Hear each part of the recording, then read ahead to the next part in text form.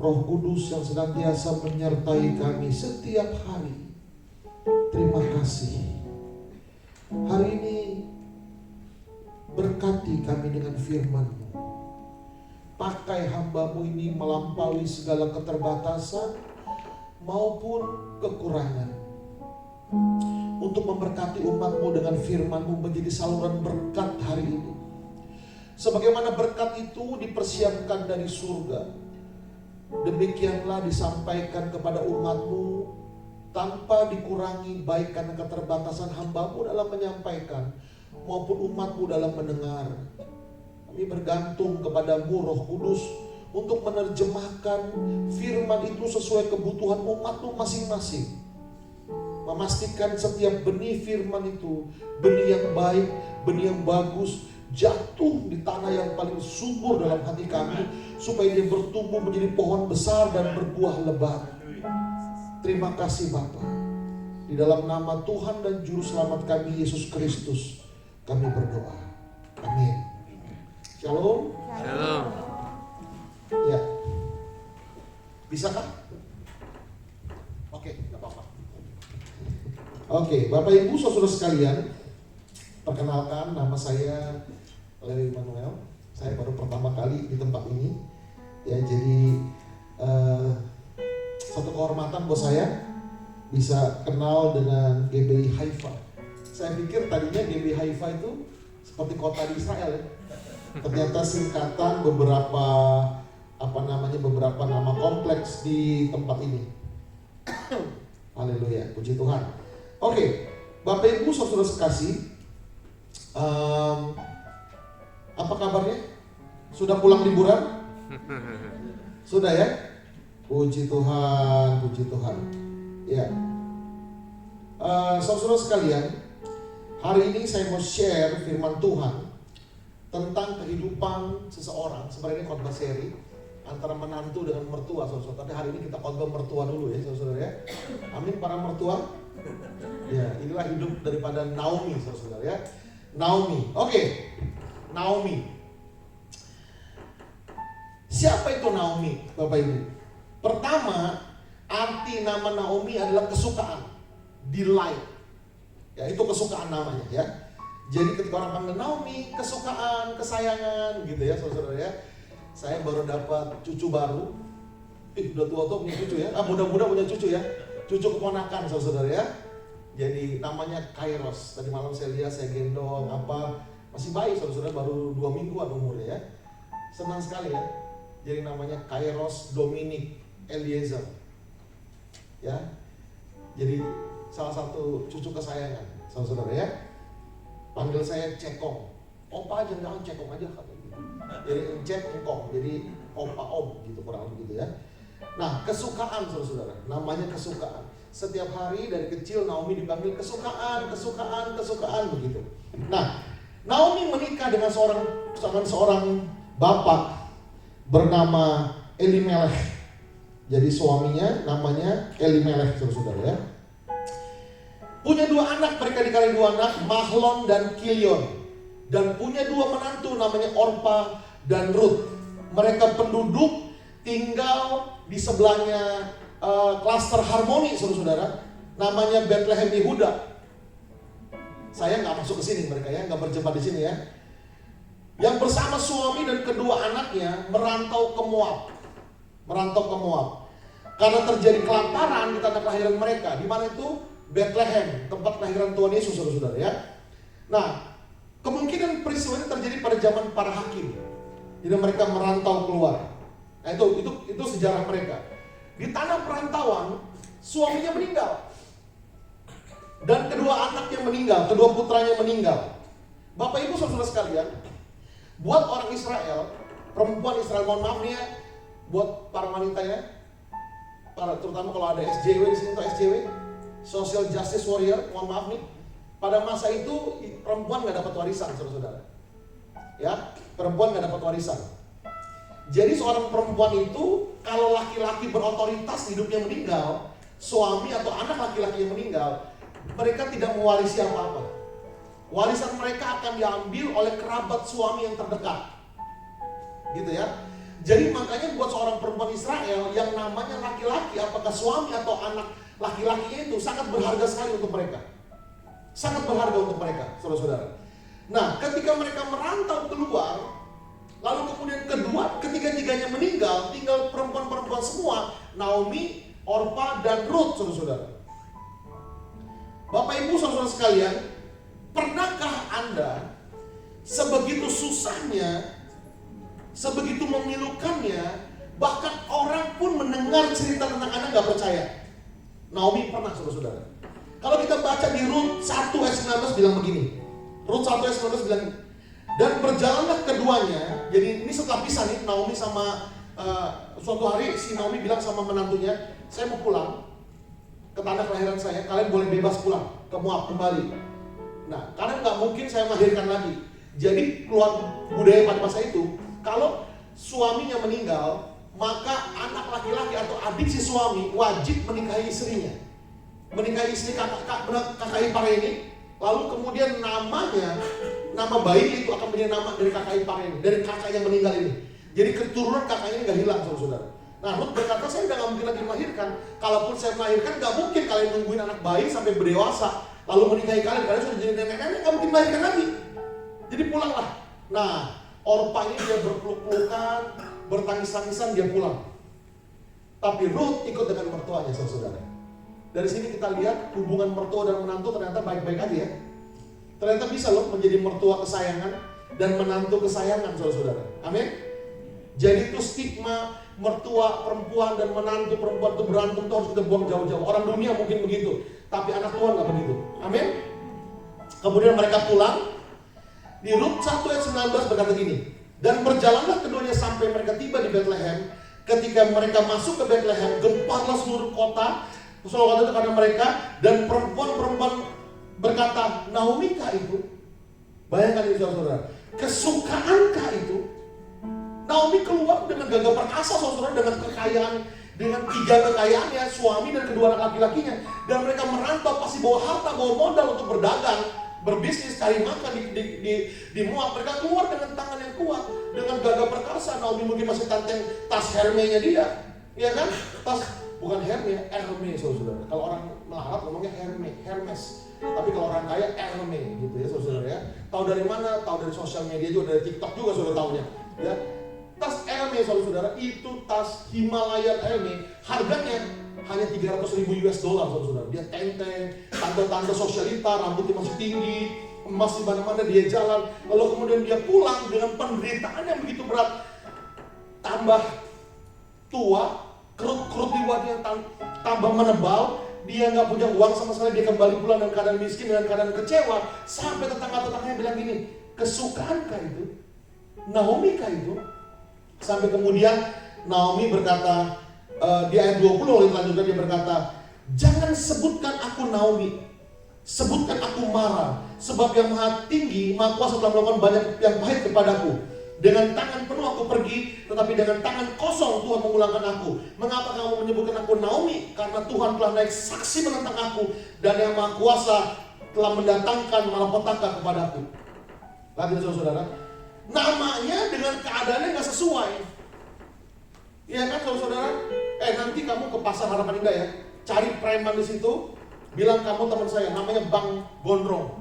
Cari, kita cari ya rambutnya gondrong, gak ada saudara. Ternyata Bang Gondrong rambutnya botak, saudara, nggak sesuai dengan namanya, iya kan? Namanya Yohanes, lagi ngedugem di mana? Lagi ngedugem di Atlas, saudara, di Bali, bukan di gereja, lagi menyembah Tuhan. Namanya Markus, di Manado itu penuh penjara itu dengan namanya Markus, Petrus, Yohanes, kisah para rasul, saudara ya, penuh sekali di sana. Nama-nama Kristen yang harusnya menyembah Tuhan, tapi mereka jadi penjahat, nggak sesuai dengan namanya. Jadi orang berkata Naomi kayak itu kesukaan itu, sampai Naomi langsung dia minder dan berkata jangan sebutkan aku lagi kesukaan. Aku ini hidupku nggak penuh kesukaan, aku ini penuh kepahitan. Dan akhirnya dia berkata yang maha tinggi telah menentang aku.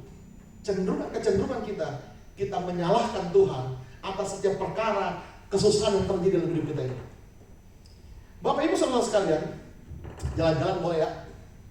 Sebenarnya saya tuh senang tuh di bawah gitu khotbahnya. Oke lah. Ya, saudara-saudara, manusia, ini kecenderungan nih, karena saya juga manusia, saya tahu nih.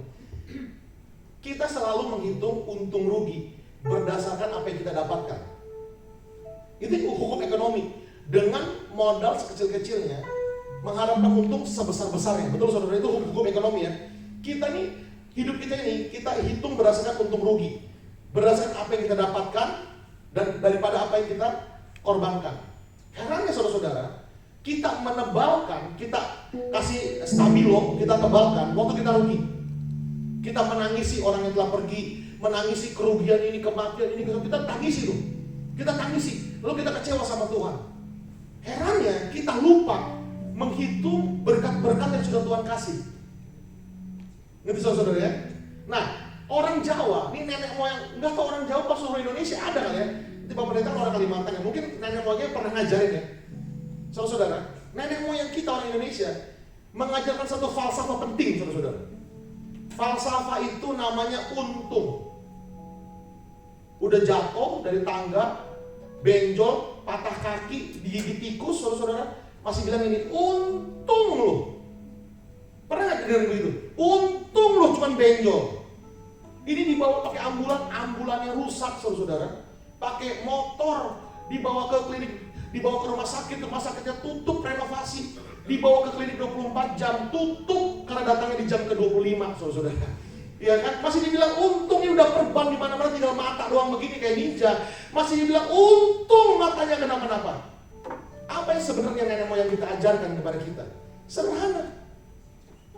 Syukuri apa yang masih sisa, jangan tangisi apa yang hilang. Tanpa sadar mereka ngajarin kita tuh. Iya kan? Syukuri apa yang sisa, jangan tangisi apa yang hilang. Yang hilang mah udah gak bisa kembali lagi. Iya kan saudara-saudara? Makanya kaca depan mobil lebih besar daripada kaca spion. Kenapa? Karena memandang ke depan jauh lebih penting daripada melihat ke belakang. Sederhana Bapak Ibu saudara sekalian. Kita cenderung menangisi, bahkan kita menyalahkan Tuhan. Tuhan sih, kemana Tuhan? Kenapa Tuhan? Kenapa Tuhan? Kenapa Tuhan gak ada? Kenapa Tuhan gak tolong saya? Kalau Tuhan balikin gimana? Di mana kamu? Waktu harusnya membaca Alkitab tapi kamu gak baca Alkitab. Kenapa kamu lebih hafal cerita The Last of Us daripada cerita Alkitab? Di mana kamu waktu malam-malam harusnya kamu berdoa, bangun pagi berdoa kamu gak bangun? Di mana kamu harusnya kamu ngefans sama tokoh-tokoh Alkitab, kamu ngefans sama Vincenzo, ngefans sama Lisa Blackpink, Jisoo Blackpink, Rose Blackpink, satu lagi siapa tuh? Jennie Blackpink. Let's kill this love. Bumbaya gitu. Kenapa? Kenapa kita nggak ngefans sama tokoh-tokoh Alkitab?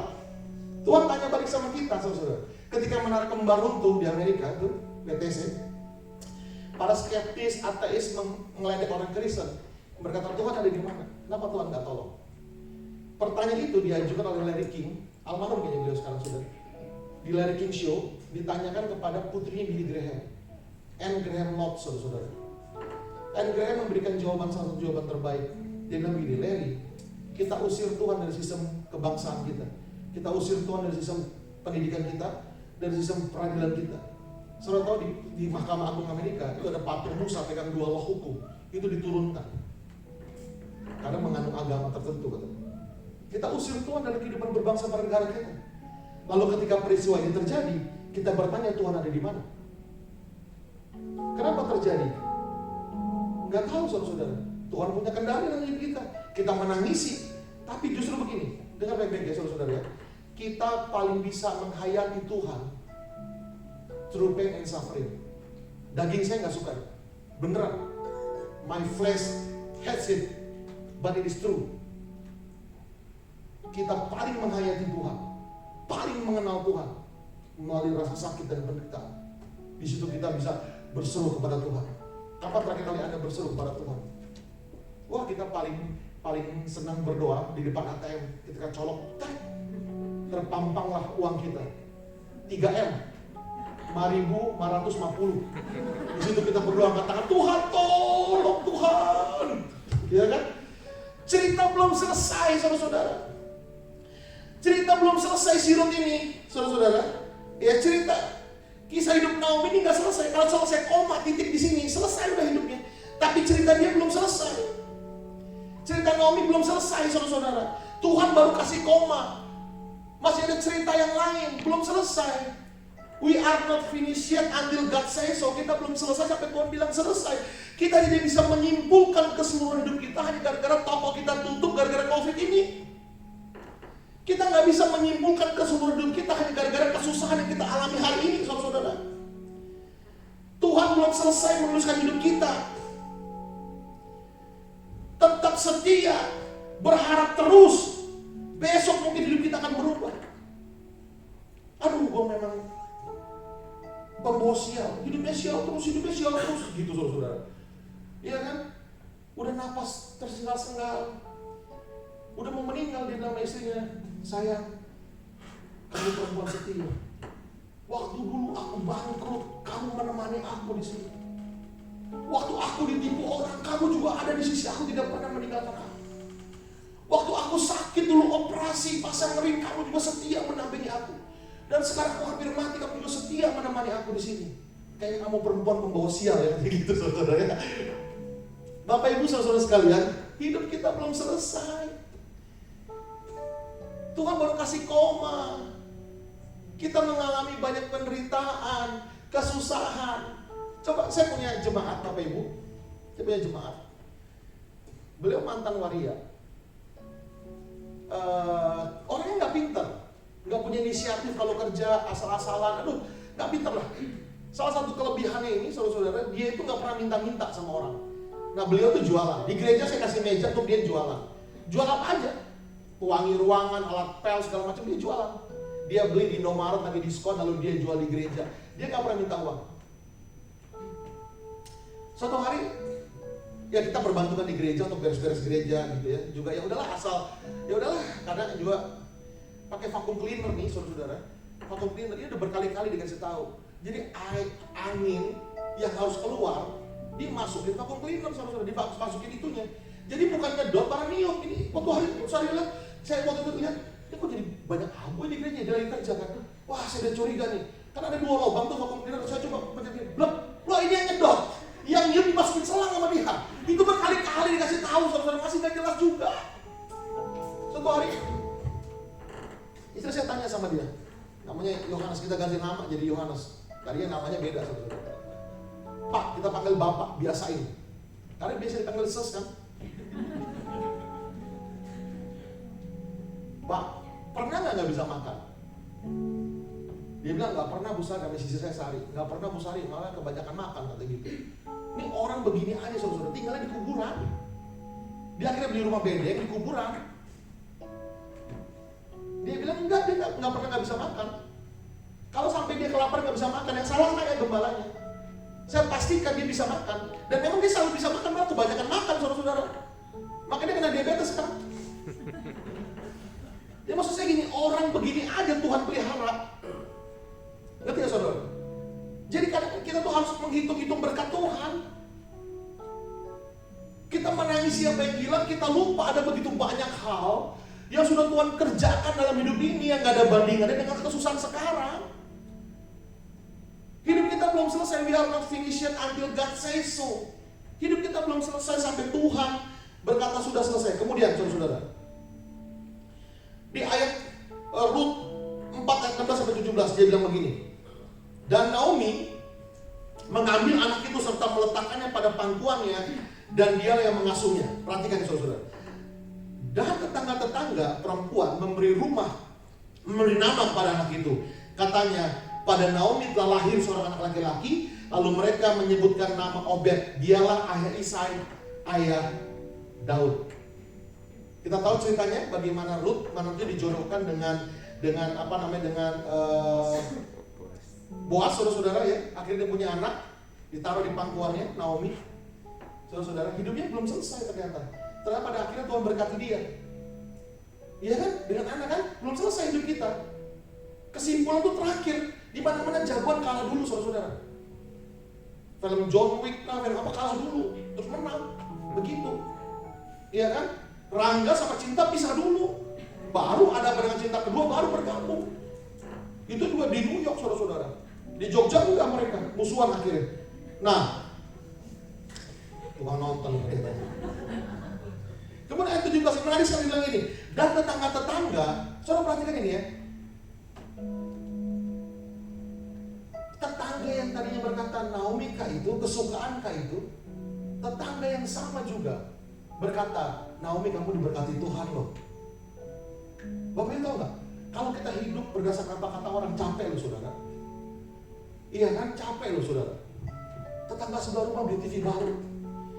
Istrinya bilang sama suaminya, Pak, tetangga sebelah beli rumah baru, beli TV baru, Pak. Kita beli, Pak. Mama tuh nggak ada uang, cicil aja.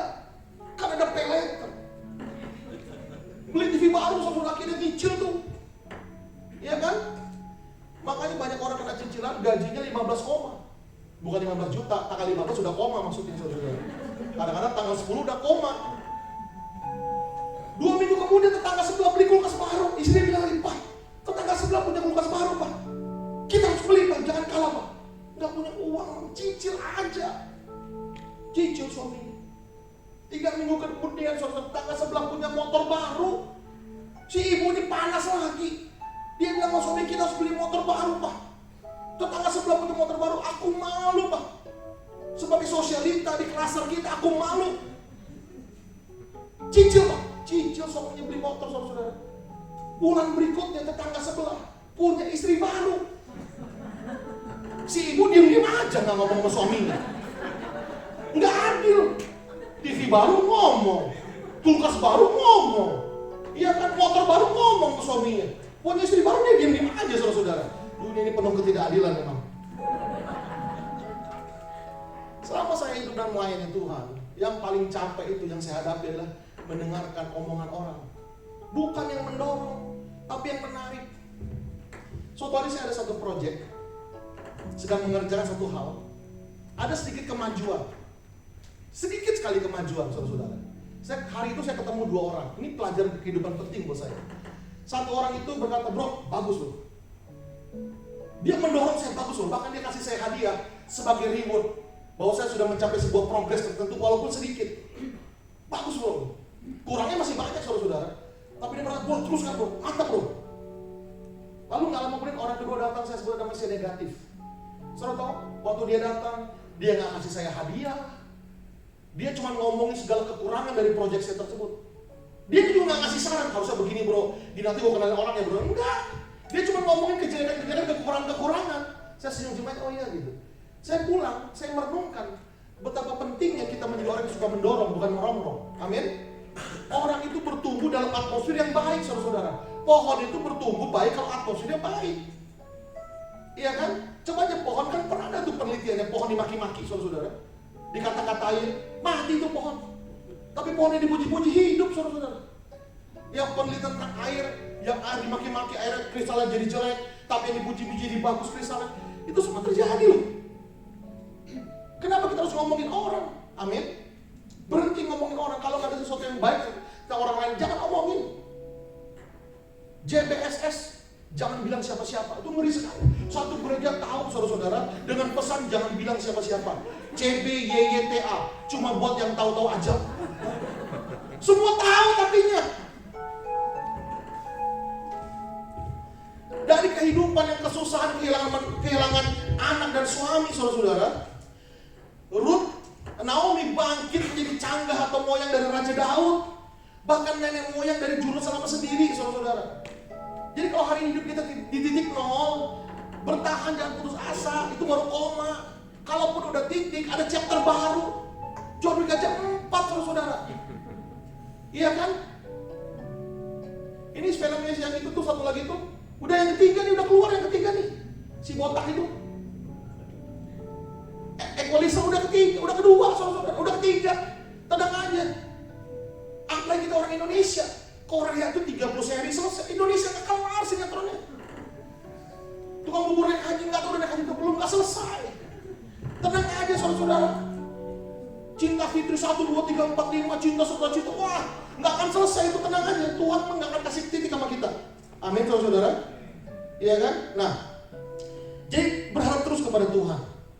Dia sedang menuliskan hidup kita. Ketaatan dan semangat penting, semangat pantang menyerah kita. Seperti apa ya, semangat kita hidup kita, kerja keras kita, itu seperti kertas, tempat Tuhan kasih media. Kita kasih media itu untuk menuliskan hidup kita. Dan percayalah, Tuhan gak pernah menuliskan roman picisan, tapi epos, epic cerita kepahlawanan, saudara-saudara. Amin? Amin? Gak ada Tuhan merancangkan hidup orang menderita selama-lamanya. Penderitaan kita, akankah dia menjadi penyesalan seumur hidup buat kita? Ataukah dia menjadi kesaksian nantinya? Mungkin kita menderita, sakit, meninggal dunia, tapi di balik meninggal itu ada cerita yang luar biasa. Kakak ipar saya meninggal dunia karena kanker setelah dia 10 tahun bertempur, saudara-saudara. Tapi ada banyak cerita kesaksian yang menguatkan orang. Suaminya bisa cerita tentang kanker, menguatkan orang-orang penderita kanker. Saudara, kakak saya gembala juga, kami sekeluarga penderita semua. Dia bisa menguatkan hidup orang. Ada banyak kesaksiannya, bukan cerita penyesalan. Hidup ini Ibu tiri hanya cinta kepada ayahku saja. Gitu saudara lagunya. Ini gak punya pengharapan. Senangnya dangdut, lagunya termiskin di dunia.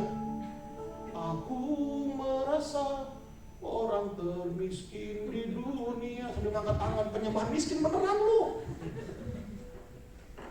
Iya kan?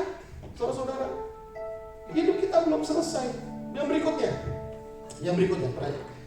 saudara-saudara. Saya mau tanya kepada Bapak Ibu sekalian. Kita baca kisah hidup Naomi ada di mana? Kita Rut, oke? Siapa yang bawa Rut pulang ke Bethlehem? Naomi. Iya kan? Naomi. Siapa yang menjodohkan Rut dengan Boaz? Naomi. Siapa yang atur strategi supaya mereka ketemu? Naomi. Jadi kalau sekarang nih kita ganti kitab ini menjadi kitab Naomi, wajar gak? Wajar saudara-saudara. Karena ini semua otaknya Naomi kan? Tetapi kitab ini namanya kitab Rut. Nah ini yang luar biasa ketika saya renungkan ini. Luar biasa saudara-saudara. Rut adalah, siapa itu Rut? Dia seorang perempuan Moab yang menjadi menantu Naomi, saudara-saudara.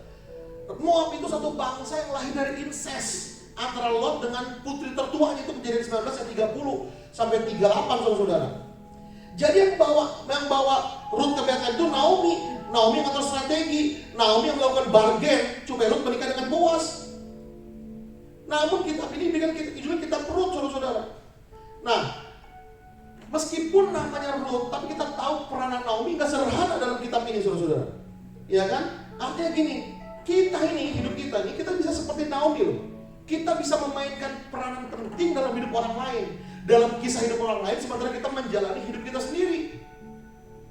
Kita harus membangun hidup orang supaya orang maksimal dalam kehidupannya.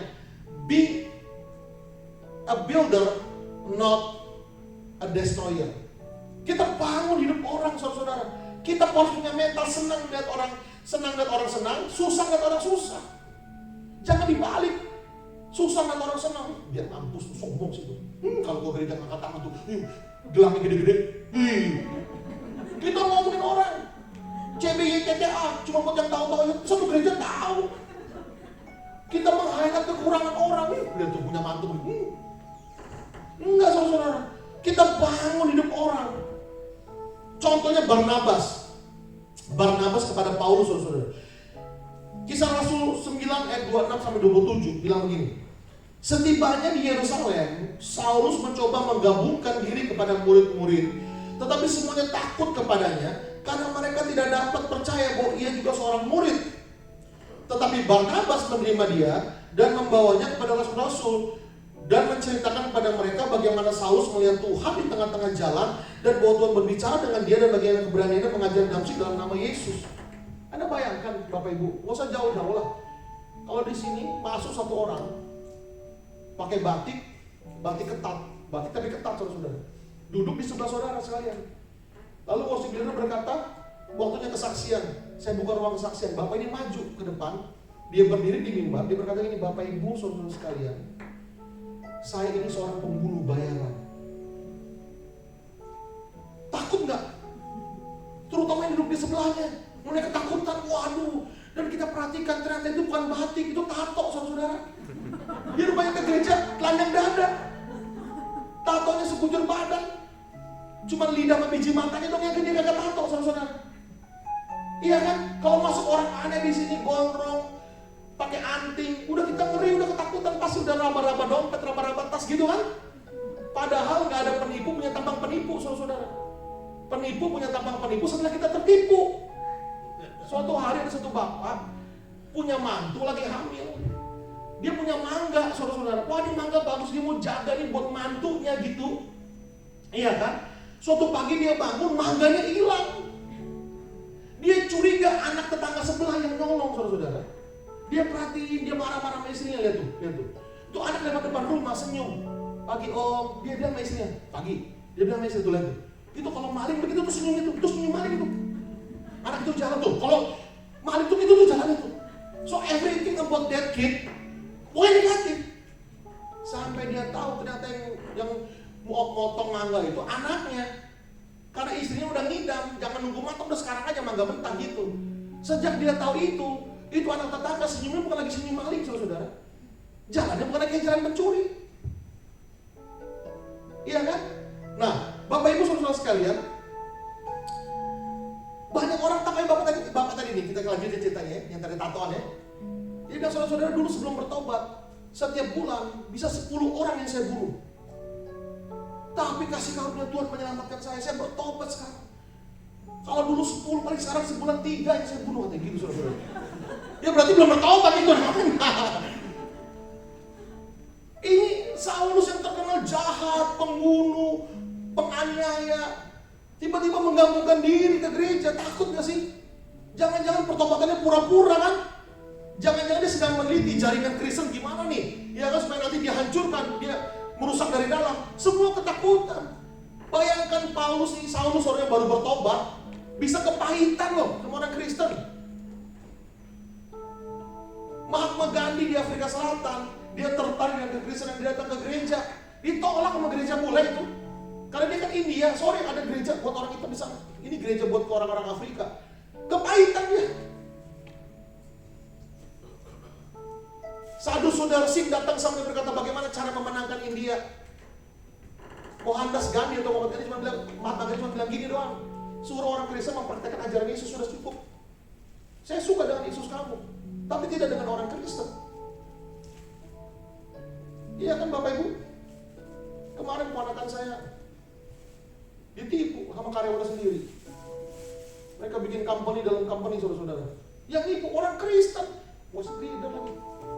Bukan Bapak tadi, bukan Pak ya. Bukan. Ini mah worship leader di negara Konoha plus 26, bukan di plus 62.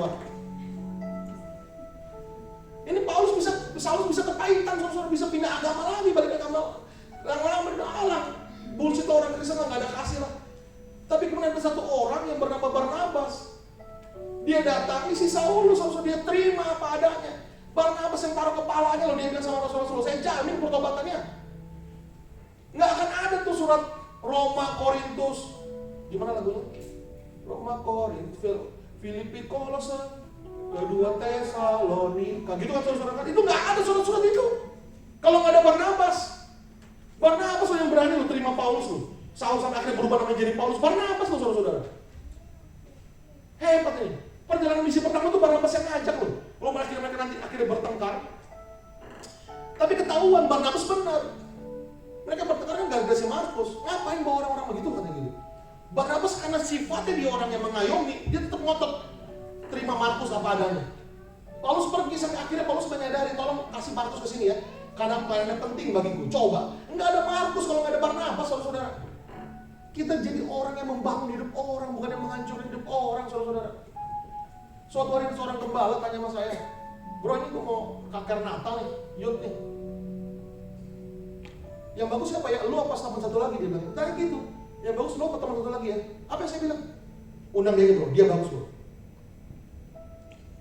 Saya membangun hidup saya begitu, saya selalu mempromosikan orang.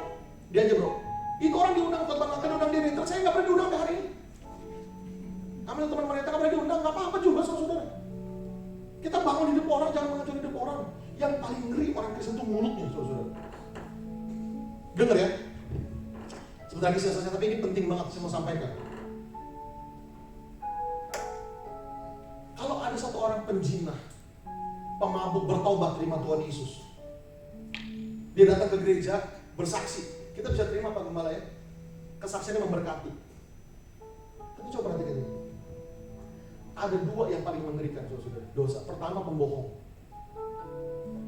Mas lagi, dari mana kita tahu pemabuk sudah bertobat? Nggak mabuk lagi, iya kan? Dari mana kita tahu penjina sudah bertobat? Nggak berzina lagi. Dari mana kita tahu pembohong sudah bertobat? Dia nggak berbohong lagi. Tapi dari mana kita tahu bahwa dia sedang tidak membohongi kita untuk diberkati, dia sudah tidak berbohong lagi? Makanya dosa berbohong itu dekat dengan setan. Karena iblis itu bapa segala pendusta. Yang kedua, dosa yang paling mengerikan dalam tubuh Kristus adalah satu dosa yang merusak hubungan. Karena gereja itu bicara hubungan dengan Tuhan dan sesama, iya kan? Kita beda dengan agama lain, saudara. Contohnya masjid. Mereka bisa pergi kemanapun, di masjid manapun mereka bisa sholat. Tapi orang Kristen nggak bisa, ada persekutuannya. Ini jemaat nih, udah jemaat saya saudara, udah rumahnya tuh ada yang di Cikarang, nenek-nenek cicing di Cikarang datang saudara ke gereja kita di Pasar Baru. Ada yang rumahnya di Citra 2 Extension datang tiap hari Minggu ke gereja. Emangnya nggak ada gereja di sana? Banyak. Cuman persekutuan itu. Ada satu jemaat kita pindah ke Depok. Pindah ke Depok. Di Cibinong ke dalam, bukan Depok saudara. Tetap datang hari Minggu. Persekutuan. Nah, dosa yang paling mengerikan adalah dosa yang merusak persekutuan. Gimana cara terima orang tersebut kalau dia datang ke gereja? Kita kan takut juga dong. Jangan-jangan dia datang dia melakukan dosa yang sama. Biasanya merusak persekutuan dengan apa? Dengan hasutan. Dengan apa? Dengan mulut saudara. Ngomongin pendetanya, ngejelekin pendeta, serba salah jadi pendeta memang. Gemuk nggak pernah puasa, kurus nggak diberkati, punya istri cantik nggak tahan hawa nafsu, punya istri jelek, pendetanya nggak pinter cari ibu gembala, serba salah jadi pendeta. Diomongin makan enak, diomongin. Kita liburan posting foto makan, diomongin saudara. Tadi saya ngobrol sama Bapak Gembala, kita kalau mission trip, kita posting foto yang bagus-bagus, diomongin, wah. Mission trip memang mau jalan-jalan doang. Kan kita nggak cerita waktu kelaparan, kepanasan, nggak ada minum, makan seadanya, tidur secukupnya. Nggak cerita. Kenapa kita nggak cerita? Salah satunya saudara, supaya jemaat mau ikut. Kalau saya ceritain susah-susahnya, kalian nggak mau ikut, beneran. Perahu saya itu, perahu waktu saya menuju Miangas, perahu saya itu pernah dihantam ombak. Hilang, kita tuh di tengah lautan, tuh mesin rusak. Di perairan Nanusa. Di kegelapan malam, saudara-saudara, takut nggak? Takut. Takut, saudara-saudara. Siapa yang berani di situ? Saya cuma lihat kerap-kerap lampu di pinggiran. Saya tahu di kejauhan kalau nggak itu bagan, ada nelayannya. Atau tuh daratan. Nggak ada hayung kita. Puji Tuhan tuh daratan. Desa Taturan masih satu daratan dengan base camp kita di kota Melonguane, Talaut. Nggak kami sakit saya. Minta obat, dikasih obat sama jemaat itu dokter. Bukan tambah baik, terlalu keras obatnya, antibiotik terlalu keras, tambah sakit saya. Jalanannya susah, aduh segala macam. Begitu kita nggak cerita, cuma diomongin. Berapa banyak tuh akhirnya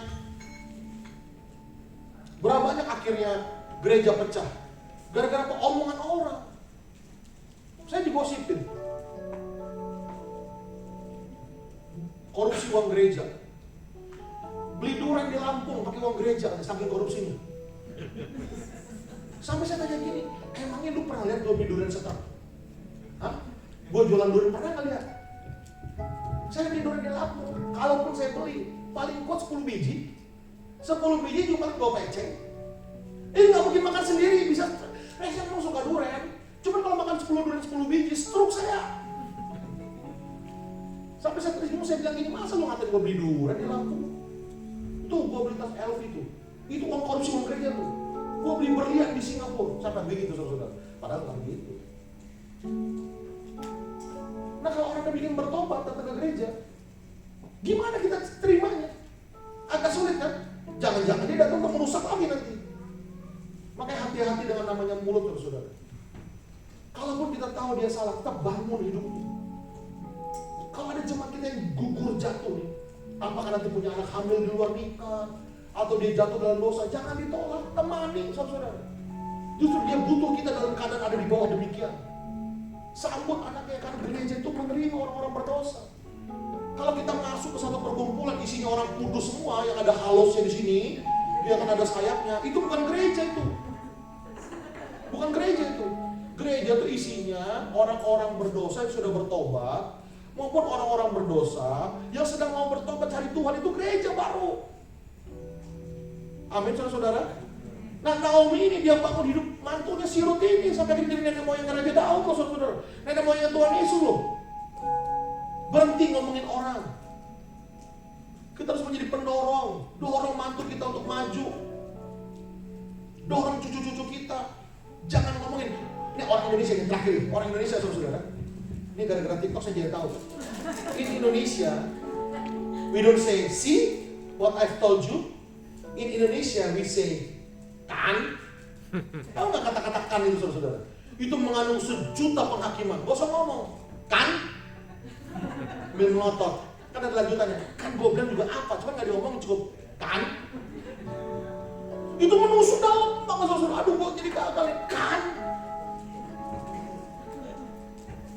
Kalau nasi udah jadi bubur saudara, ini orang yang nasi udah jadi bubur nih, jangan kasih tahu dia bikin bubur ayam, jangan. Dia nggak punya kemampuan. Dia pengen masak nasi jadi bubur, tunjukin. Ambil buburnya, beli ayam suwirnya, ya kan, kasih jadi bubur ayam, suapin ya nih. Orang nggak ada pergi jauh menentang kemacetan Jakarta demi makan nasi, itu nggak ada. Nasi putih karena di rumah juga ada. Tapi kita bisa kangen sama nasi, sama bubur ayam, betul ya? Bubur ayam yang macet, jauh, kita bisa samperin. Tapi kalau nasi nggak ada, di rumah juga ada. Jadi artinya kegagalan itu kita bisa rubah menjadi keberhasilan. Orang tuh nggak butuh maki-makian. Kan, gue bilang juga apa? Payah sih lo, kacau sih lo, nggak bisa kerja sih lo. Nggak butuh itu, mereka ngerti. Anak yang hilang datang dengan segala kegagalannya. Bapaknya nggak maki-maki dia, dasar lu anak putau, lu anak kurang ajar, bawa cengli, bawa kantau dan bawa yang lain lu. Enggak, bapaknya nggak peduli, dia peluk anaknya. Dia nggak khotbahin 2 semester bagaimana hidup benar di hadapan Tuhan, pelepasan dan dia nggak hubungi, dia nggak khotbahin itu. Kehidupan sudah cukup menghancurkan anak itu. Dia terima apa adanya, dia bangun kembali anaknya. Amin Bapak Ibu. Itu persekutuan yang pernah Naomi lakukan itu. Yuk kita bangun hidup orang. Amin. Amin. Mari kita berdoa. Haleluya. Worship leader singers boleh maju ke depan. Setelah ini saya mohon permisi untuk melanjutkan di court saudara. Mari kita berdiri, saya akan